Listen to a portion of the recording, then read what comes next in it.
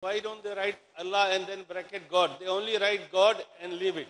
And the second question is, can we say salam to the ladies we don't know? Suppose we come across them in the lift or in our aisle. Can we say salam to them?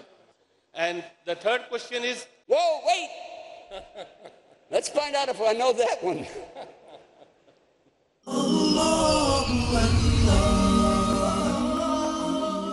Can you say salams to a lady? Yes, as I heard in the lecture that we can have to say salam, spread the peace message. Yeah, but can you say Islam to a lady? Yeah. If I don't say Islam to my lady, she's going to knock me down. Actually, if you read about the Prophet ﷺ, anybody give him salam, he will give salam back. It was only when they insulted him, he didn't say something insulting back. He just said, wa alaykum, the same for you. But even then, he was careful because maybe somebody mispronounced it. Think about it. So if somebody says salam to you, why not?